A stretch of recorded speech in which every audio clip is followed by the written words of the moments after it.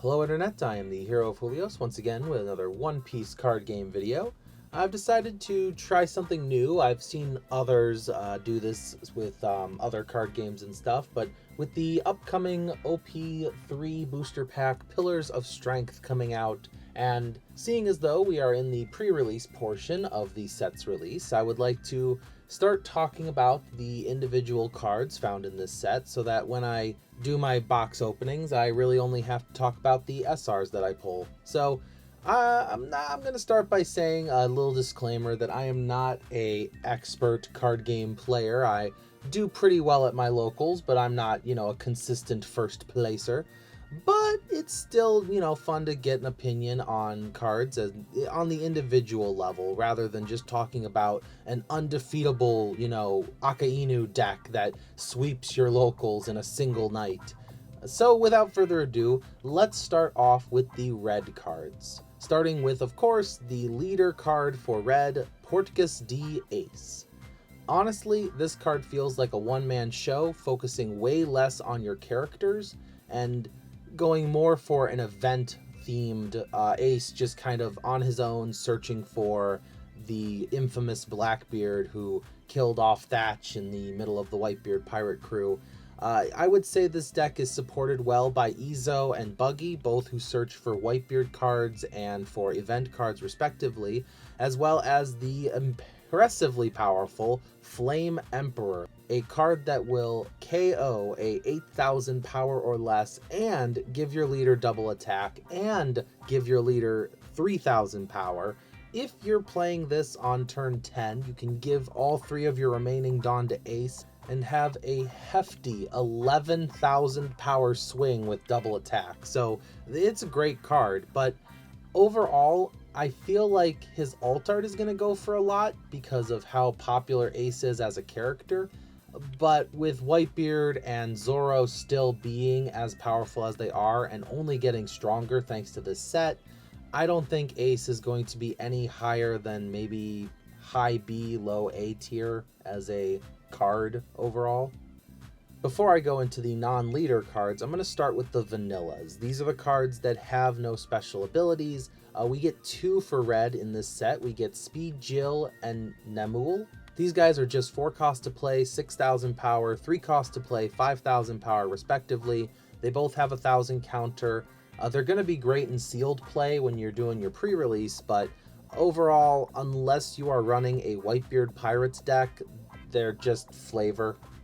I would say Speed Jill is a great replacement if you are running a Whitebeard Pirates deck with a Straw Hat bottom to it. You could just replace your 4-cost Frankie with Speed Jill and you'll be able to search for him with Izo and you'll be able to power him up with the Moby Dick if you're, playing in a non-banned card format. As far as Nemul goes, again, great in a Whitebeard Pirates deck, and if we see some Fishman support in the future, he may prove to be a stronger card than he looks. I feel like it's unfair to give these guys a tier, so to speak, so I'm just going to consider these guys vanilla tier. So I've decided for these videos that I am going to go in order of the cost of cards for characters, and then I'll go with the event cards, and then I'm going to go with stages, if any. So let's start off with the 1-cost card, Izo. Izo is a 1 cost to play, 2,000 power, 1,000 counter. You look at the top 5 cards of your deck, you reveal one Whitebeard Pirates type card other than Izo, and then add it to your hand. Then you place the rest at the bottom of your deck. This is the reason the Moby Dick got banned. Other than that, though, Izo has the exact same stats as Nami, and we already know how popular she is in decks. You can't search for Izo using Izo, but that's pretty par for the course for any searcher unless you're Bonnie or Momonosuke. After Izo, we've got Thatch, a 1 cost to play, 2,000 power, 1,000 counter character with the ability to activate a main ability once per turn. This character will gain 2,000 power during this turn. Then you can place this character in the trash at the end of your turn. So what you're going to have to do is find a better use for Thatch when it comes to keeping him on the board, because if you're going to use his ability, he's obviously going to die very quickly. Although he is fantastic in Zoro, because turn 1 you play down Thatch, turn 2 you put a Dawn on Zoro, use Thatch's ability, and bam, you've got a 5,000 power character for 0 Dawn charging at your opponent.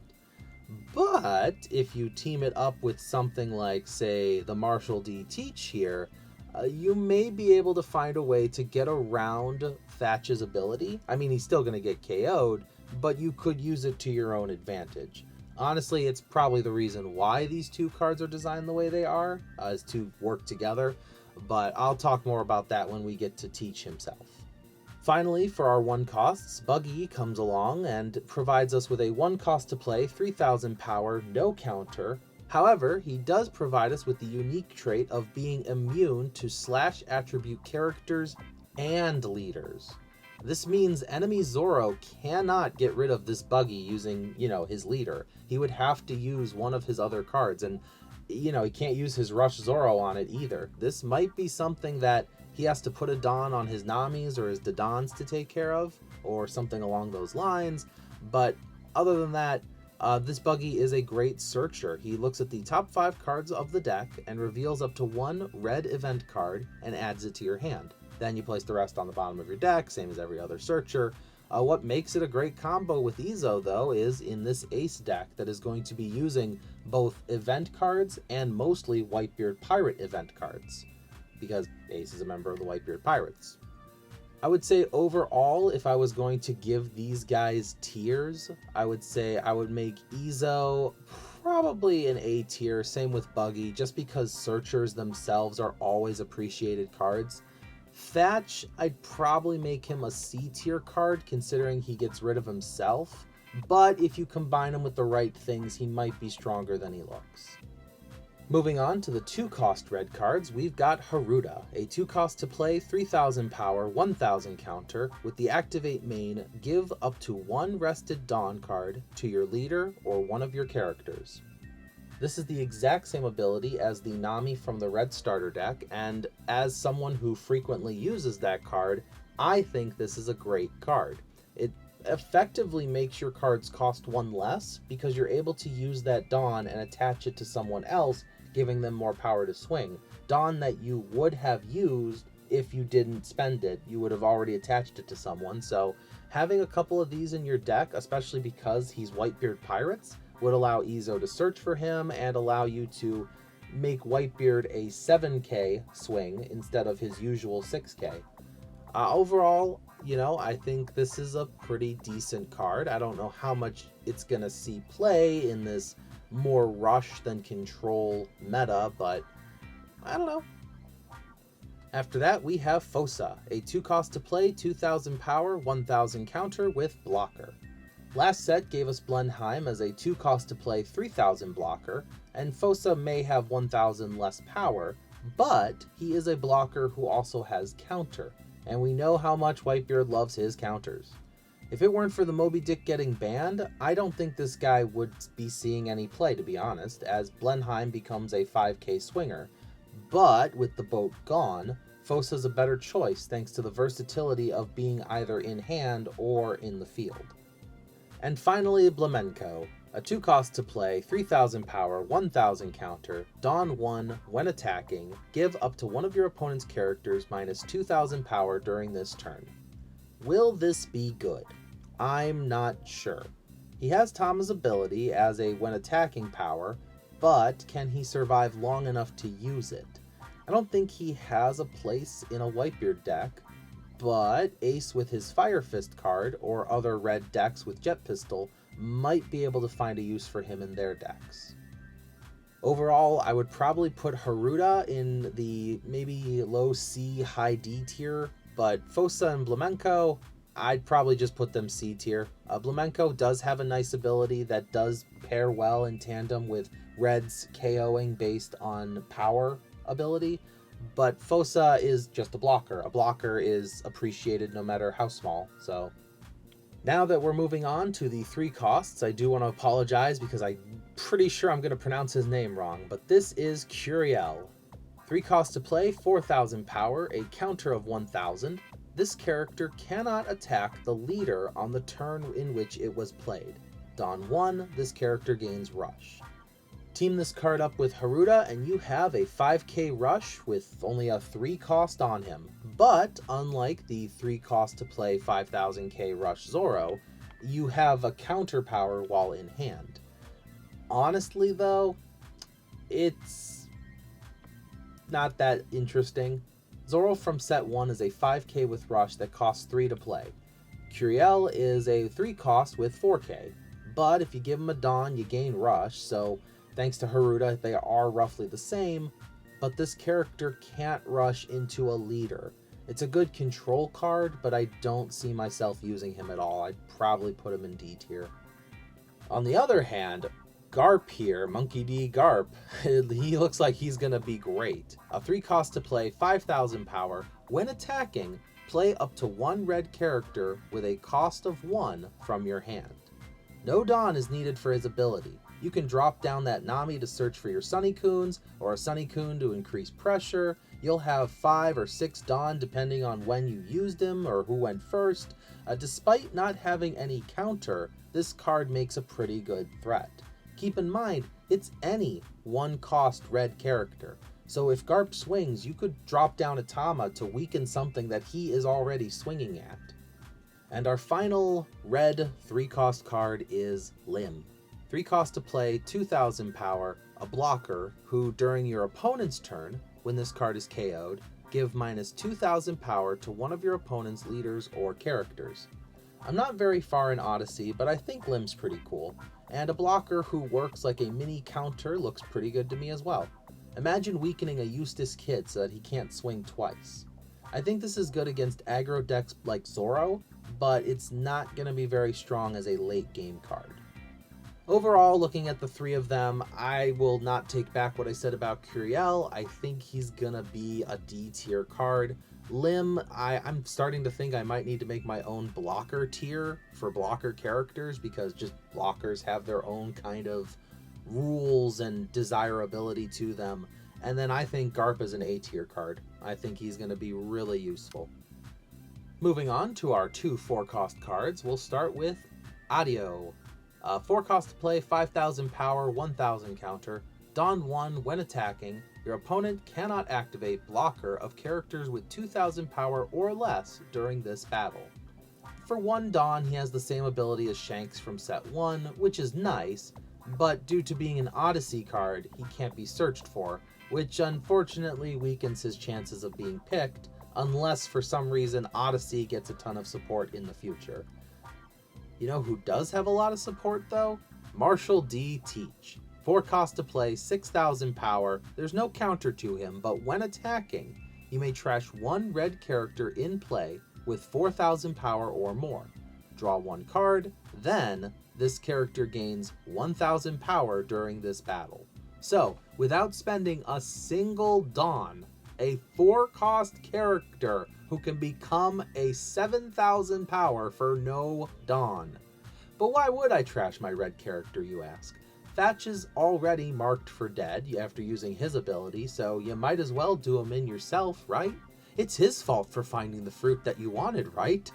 Look, I love when lore is used in cards, and I think Thatch and Teach are a great combo brought in this set.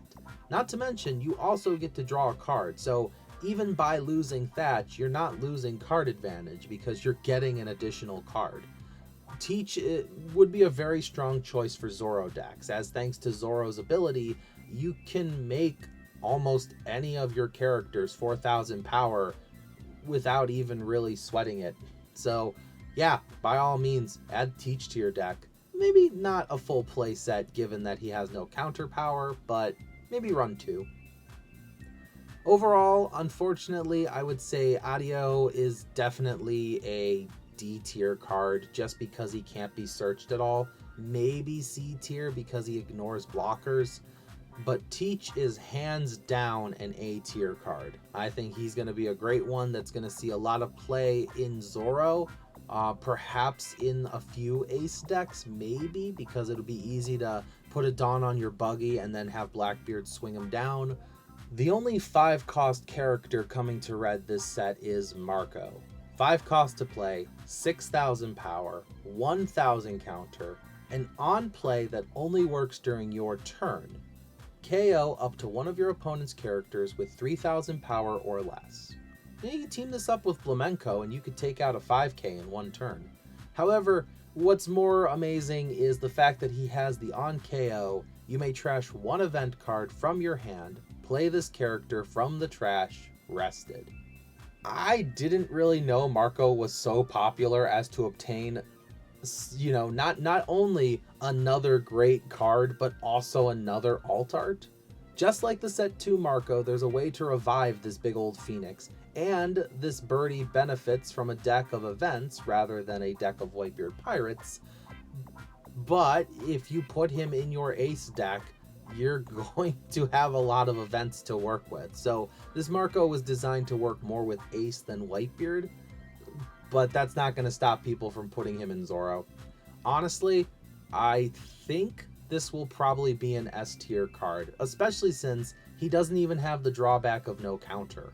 This is probably the only red character that I'm going to give S tier for my thoughts on this set. Next, we'll move on to the red event cards, starting with the 2-cost Crossfire. This is our first event card that is both a main and counter, and it's a trigger on top of that. This is one of the most versatile cards in the game. Plus, now I can Jet Pistol everything but Big Mom and Kaido. The 10-drop ones, of course. If your leader has Whitebeard Pirates in its type, give up to one of your opponent's characters minus 4,000 power during this turn.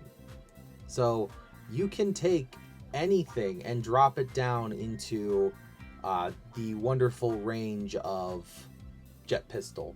Or you could drop the Big Mom and Kaido down into the, Flame Emperor range. So very few things will be a threat. Plus, if push comes to shove, you can always counter out using this card as well. Next, we have the 2-cost to play event, Fiery Doll. Its main ability gives your leader 4,000 power during this turn. Its trigger effect will give up to one of your opponent's leaders or characters minus 10,000 power during this turn. This is the opposite of Crossfire. Instead of being a very versatile card, it is very specific, and only gives your leader an additional 2 Dawns worth of power in addition to the 2 Dawn you spent for it. It has the same trigger as Red Hawk, so if that's the reason you wanted to put it in your deck, just put Red Hawk in the deck. It's the same trigger, but arguably a better effect.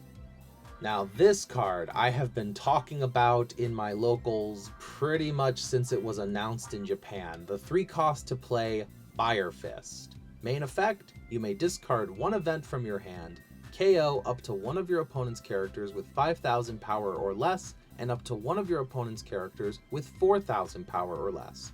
Its trigger effect lets you KO one of your opponent's characters with 5,000 power or less. This is the better Jet Pistol. It costs 2 cards to get rid of 2 cards, but with how many powering lower cards you can use, this card is a major threat to blockers everywhere. It's also the first event card to be getting an alt art, which is just a nifty fun fact. The final event card is a whopping 7-cost Flame Emperor. If your leader is Portgas D Ace, KO up to one of your opponent's characters with 8,000 power or less. Your leader gains double attack and 3,000 power during this turn. Its trigger KOs one of your opponent's characters with 6,000 power or less. This card hinges on whether or not Ace becomes great, as only Ace can use it. I think it's fine. It clears out strong threats like the 8-drop Eustace or Katakuri, and it does let you take out 2 life if you successfully hit. You can swing for 11 with all of your remaining Dawn, or use Fire Fist to take out any remaining blockers that would stop your new 8k swing. I'll wait and see how Ace does as a leader, because this card tier-wise will only be as good as the only leader that can use it.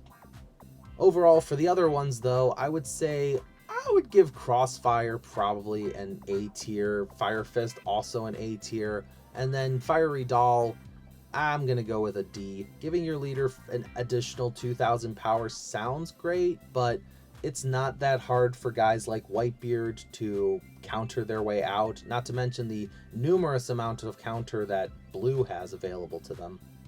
The last red card in this set is the 1-cost stage card Striker.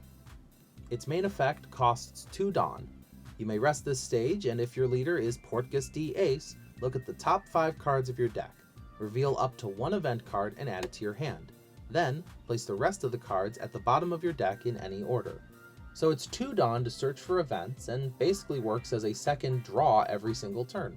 This is another card that demands Ace is your leader though, so just like Flame Emperor, this will have to wait and see how our resident Fireboy does. It's only going to be as good as the only leader that can use it. For collectors like myself, red has only 4 alt arts compared to the other colors, with one of those alt arts not even being from this set. It's an alt art of the starter deck Rush Luffy. So for collectors like myself, this is actually going to be one of the easiest colors to try and collect, because the likelihood of you getting them all just from the boxes you open is going to be pretty high. Overall, red focuses on supporting Edward Newgate and Ace, with only 4 new cards not being Whitebeard Pirates. I've made some theoretical decks with Ace, but I honestly think Zoro and Newgate are still going to be the people's top picks for red in OP3. Let me know in the comments what you think of these upcoming red cards, and if you think they're going to keep red on top of the meta, or if maybe red will finally start to fall behind. Either way, thank you for watching as always, and I will see you in the next video. This is the Hero of Julios, Xing out.